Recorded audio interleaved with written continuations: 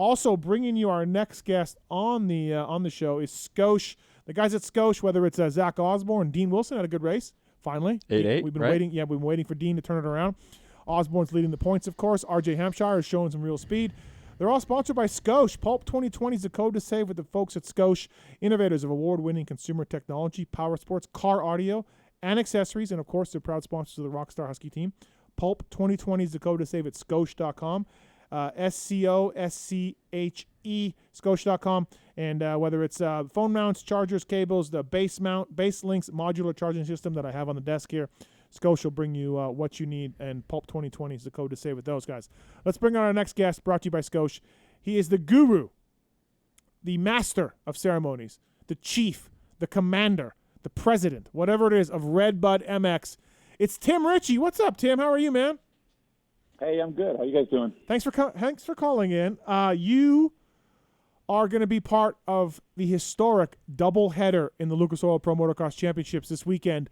Never before done, and maybe never again, but a Friday race and a Monday race. Are you ready, Tim, for this? Yeah, well, we have to be ready, I guess. It's a different one. It's weird. It's very odd. You know, we have the doubleheader coming at us at the back gate, and then the front gate's no spectators, so it's very, very strange times for sure.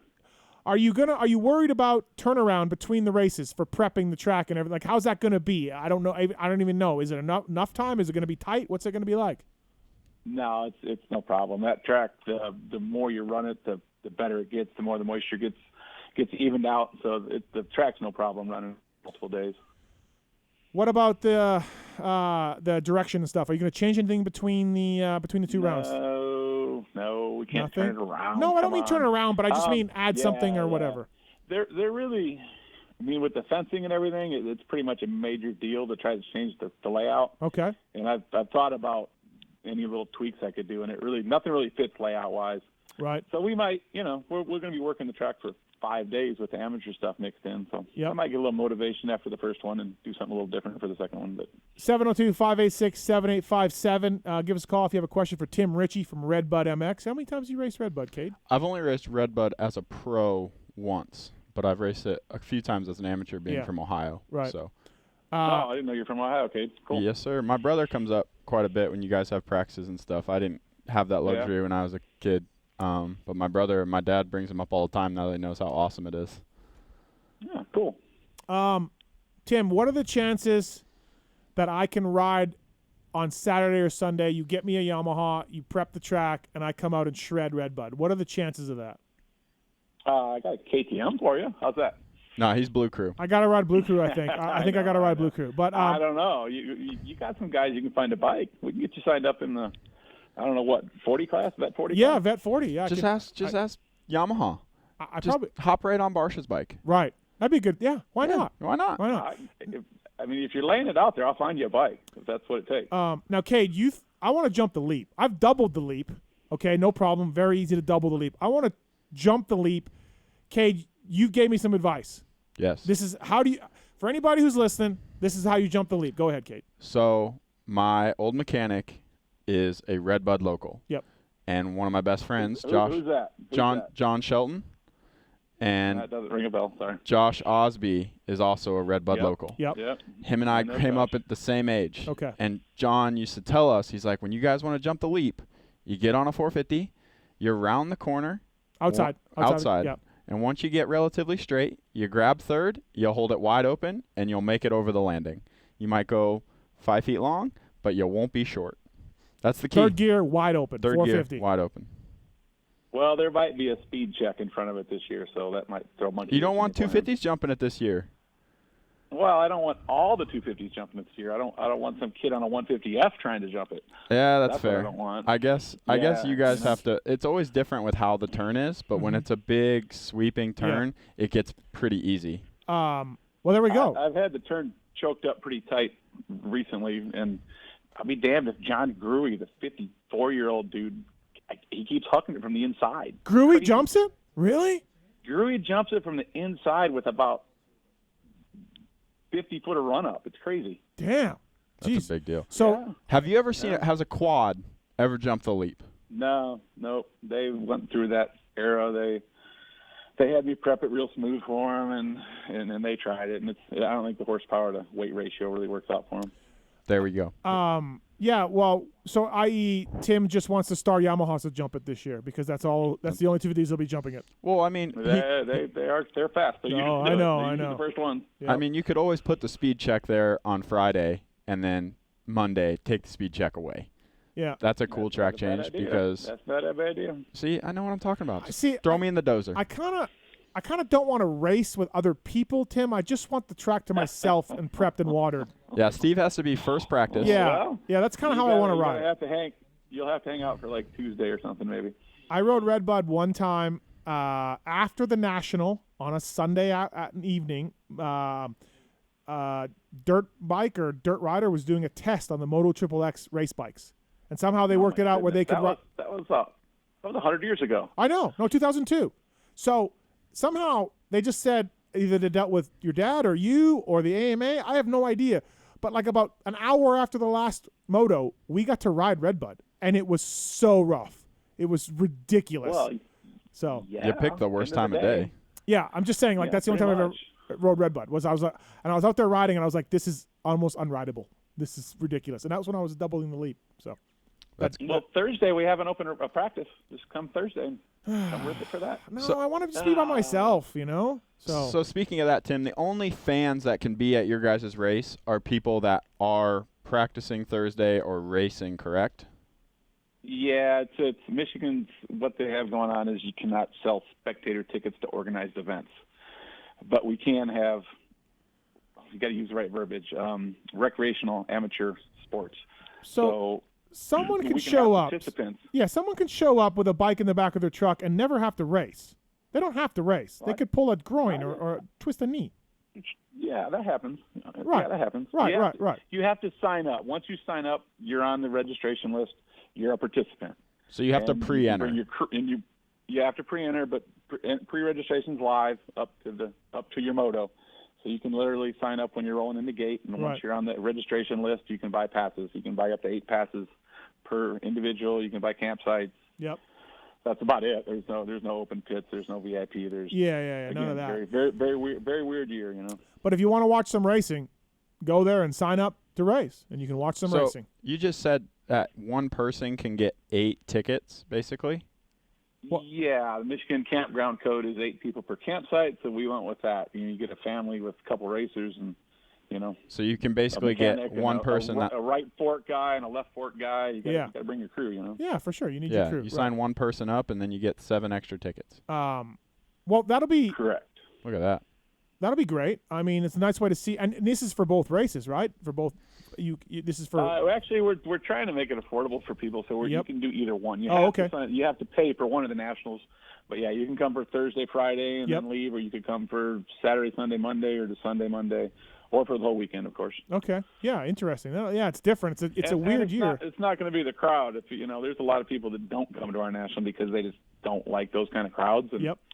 This is the year to check it out. We'll be 10% of capacity, maybe 10% of our national crowd, not even capacity. Yeah, it's going to be weird to be there. So this doubleheader, like, whose idea was this? Did MX Sports come to you? Did you say, hey, what about 2? How did what was the genesis of that? No, they threw it at us. They I guess the factories, a bunch of them have requirements with sponsors. I believe that they need 8 rounds for their stuff to work out. So they thought they'd try to get 9. So there was a spare in there. And they said the factories kind of said if they wanted to, we're going to have 2 of them somewhere. Let's do it here. So Okay. All right. that's Yeah. kind of cool of them. Kind of cool of them to just say that. I think, honestly, everybody's looking forward to Michigan in the fall. You know what I mean? And Redbud and everything else. Like, I think people are It's really been stoked weird. for it. The weather just broke. It'd been like 80, 85 degrees and humid as all heck. It's so weird. It's been like July weather. Yeah. But it's good now. It's like 80 during the day. It's supposed to be down to like 50, 55 at night. So really good. Yeah, I just looked at the Late weather, summer and weather, I guess. it's supposed to be 73 on Friday and 70 on Monday. Oh, that's perfect. So, like, Oh, Yeah. I mean, I yeah. think you'll probably see some of the best racing at Redbud this year because dudes aren't going to be completely waxed from the heat. I feel like at the end of the That's motos true. at Redbud, That's- sometimes it's so spaced out because dudes are, Yeah. trying to not die. yeah. Yep. True. That's something I didn't even think about. Yeah. Tim Ritchie on the show, brought to you by Scotia Industries. Pulp 2020 is the code to save with Scotia. So people go out to Redbud this weekend and sign up to race and get to watch a couple of nationals. And if you race, great. And if you twist an ankle, then that's fine too. You get to watch 2 nationals. We got a phone call from Nate here. Nate, what's your question for Tim Ritchie? Oh, my question is, I was at Vet Fest 2 weeks ago. I think there was like 849 entries. Oh my Is that God, the I don't know biggest where you race guys you came guys from. have ever Crazy. had? Is that the most you've ever had? Yeah, I think 600 is the most we ever had. All of a sudden, we Jeez. came out with 550 for practice, like 1,400 entries over 2 days. It was nuts. I don't want to ride with 550 entries, Tim. I want a private track. I want a private thing. Yeah. So. I honestly think the track gets rougher on amateur days at Yeah. Redbud than on pro day. Without question. It was Yeah. brutal, but if they ever groomed it, we would have been there until 10 o'clock. Yeah, I really. know. Right? I really wanted to smooth stuff out for you guys, but I was like, we can't stop. We ran till 7:20 as it was. That's So- the same as the World Vets at Glen Helen. It is unbelievable because you have all sorts of styles of bikes and ages and bike sizes and creating bumps Yeah, everywhere. Yeah, Our biggest classes are like the plus 50B class instead of like right, 52 entries or something in that class. right. Nate, thanks for the call. Thank you, Nate. Yeah, no problem. And Tim Ritchie on the line here from Redbud MX. Just hang up on the guy. I said see you later. Tim, you been riding e-bike at all? You been getting out? I haven't. LeBig just got here. He's already ridden PC and the Andrews just up the road in a day. He's all over the place already. Yeah, I'm trying to make it out. I tried to ship a battery today. I will attempt again tomorrow. So, but Tim came out to Vegas. I took him out riding with us in Vegas here. So. Oh, Yeah, I'm sure you did someone better than I riding did. Tim just said he's never seen someone But I was scared to death. of the rocks. Oh, trust me, I found out. It's way rockier here than at my house. Yeah. Kate ate shit too out here off the rocks. So don't worry, Tim. Yeah, it's like the moon. It's like riding on the moon. Let's get to the bottom of something right now on the show. All right. Motocross Okay, the where are we going? Nations. Let's hear it. Motocross the Nations. Like, this has been, we have the riders saying it's never been like that before. I don't know why they threw a bunch of sand down. The Euros were tricking the Americans, blah, blah, blah. Now, obviously, you had to build a new start, and you did that, and that was mostly sand. But for the record, Tim, for the Motocross the Nations, there was no sand added to Redbud. Very little in a very few spots. It's something that my analogy of it is something we would never get in the July year of part of the year. You never get 2 days of overcast and rain in July. You always get quick storms that come through. Yeah. So it's fall weather in Michigan. It's weather Nick Way, Jeff Stanton, those guys understand it. But so when you have weather coming, any track guy should know this. You don't rip the track and open it up when you have weather coming, because then you got a 2 foot deep, butthole everywhere. So the track was hard underneath, a little loose on top, and we got all that rain, and it acted like it was super sandy, but it was really just that slop on top. If we could have opened it up, and it almost dried out by Sunday to do that, but by then we were out of time to do it. Yeah. I mean, that was the difference. It was what those guys practice on all the time, hard pack, sloppy, mucky stuff.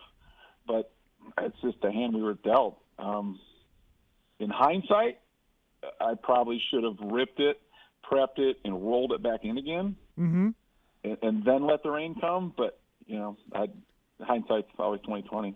I really didn't think it was going to rain. Yeah. Both days and not stop, Right. So just for the record, Tim didn't. Yeah, this was not a. No, it was not. None of this was Ustream. They didn't come in and tell me how to prep anything. Right.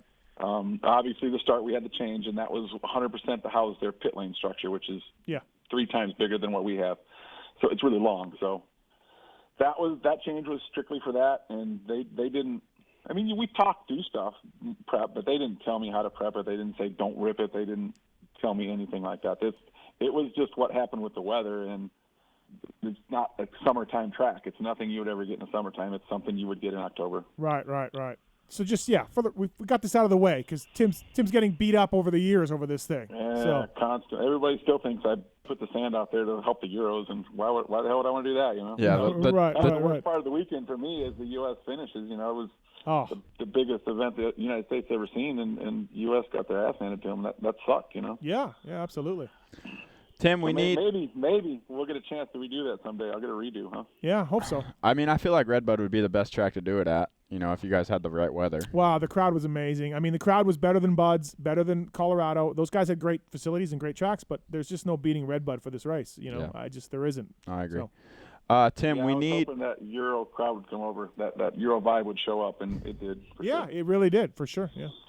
So Tim, we need your best B-lot story, because I've heard some stories of porta potties lit on fire. I need your craziest B-lot story that you know of. I avoid B-lot. I don't go over that shit show. Come on. Oh my gosh, man! It's crazy. I've only been once, and it's enough for a guy like myself. But you always see everyone riding through on the side by sides and everything. Yeah. All the team guys, they just take one trip through there always. Yeah, it's pretty. I've been there a couple times. Yeah, we need a tram. We need like a tram going around like Jurassic Park deal, like a zoo tram. Ride around and look at it. Yeah. Look at the wild animals down there in Latvia. Pretty much. Yeah, I like that. Yeah, exactly. That'll work pretty good. Well, maybe J-Law's Lot B stories are the best. I don't know. J-Law getting in trouble. Well, he got in trouble trying to break in. I don't know. I don't remember what he was doing. I got in trouble trying to break in once when I was underage. I'm not gonna lie. Did you? Yeah. I tried, and they caught me. It's a thing. It's a thing. People try to get in there underage. And I'm surprised. It's pretty secure. What was the year? Dude, Oh, sorry. Go ahead. They tear the fence down all the time. We're always trying to reinforce the fence. They're always trying to cut it down somewhere and sneak over in the corner. Now, LaRocco jumped the leap on a 125 when he first built it, right? He was doing speed runs, and that's kind of how it came about, right? Well, you want the whole story? You got time for it? Well, I knew LaRocco helped you build it, but my thing I wanted to ask you was, on the racetrack, who was the first 125 to jump it? Like, as a real jump on a racetrack. I have absolutely no idea. Okay. I mean, how many really 125s have jumped it? Oh, yeah. Guys jumped it. I feel like Stu jumped it. Stewie, Swank did a can over it or whatever and got his foot caught in his front brake cable, if I recall, and landed that way. Yeah. Who? Yeah. Swink. So the story goes. Brian Swink. 125, yeah. Guy Cooper did it on 125. Yeah. LaRocco did it that year, I believe, on 125. Yeah. Is it much different now compared to then? Because, I mean, I don't see Max Volan coming out and jumping it on his 125. Everything's much different. I mean, that was before I started putting sand on the track, so it was still 100% clay track. Okay, so it was probably built that thing's 25 years old or something crazy. Right. Okay. So 91, yeah, 91. Yeah. No, I think it was the first year. Just iconic. It's really cool. Do you move the landing much? Because you obviously can't do much with the face, but do you obviously make the landing a little bit steeper for the national? Is usually how I feel. Not really. I actually rebuilt it. I don't know if you guys caught that, but the grandstands that are over there now, those actually sit on top of the original leap. And I moved it over, and there was like a big infield in there. There used to be a loop in there, Steve. Remember? Yeah, I remember the loop. Yeah. Yep. Well, that's kind of where it sits now. And I mean, I copied it. I did a transit shoot of it, and we put it back. Kind of built them side by side. We did transit every 4 foot. And the thing was within, 3 or 4 inches everywhere of being exactly as the other one. Oh, okay. But what moving it over there allowed me to do was to cut the landing in real deep like it is now. The landing used to be super short. It was 4 foot tall, 5 foot tall at the most. Now, you got 12, 14 foot dropping down in there, which made a big difference on over jumping it because before you really couldn't jump it without it being bad. Yeah, without Well, a lot of guys would blow wheels out if they OJ'd it, but like 2 years ago, the weirdest thing, that's only pros. We've had amateurs jumping it forever and never had an amateur break a wheel, and pros break them all the time. Yeah, we had to put special rims on for Redbud on factory teams. We would lace up new wheels for Redbud. Yep. Huh. Yeah, absolutely. That's weird. Well, Tim, thanks for coming on. Appreciate it. A historic doubleheader this weekend, Friday, Monday. Should be great, man. Yeah, fantastic. So, I'll be here. Yeah, people can sign up. Can I get a wristband or whatever? What I need to get around? Can I get something from you? Dude, there's nothing special, bro. There's no passes for anything. I guess you get in, you're here. I feel like Davey will kick me out. I feel like Davey will kick me out somewhere. There's no VIP. There's no nothing. I will say you have the best water trucks of anywhere I've ever been. Well, thank you. Those are I've bought about 6 or 7 or 8 of those things I've built since the beginning. Yeah, really, right? They are fantastic. Thanks for coming on, Tim. Appreciate it. Everybody, go and check it out. Go sign up, race amateur. Watch a couple of races. Watch a couple of nationals while you're at it. It's good times. So. All right. Thanks for having me on, guys. Thanks, See you Tim. this weekend. Talk to you soon. Thank you. That's Tim Ritchie from Redbud, brought to you by Scotia. Pulp 2020 is the code to save.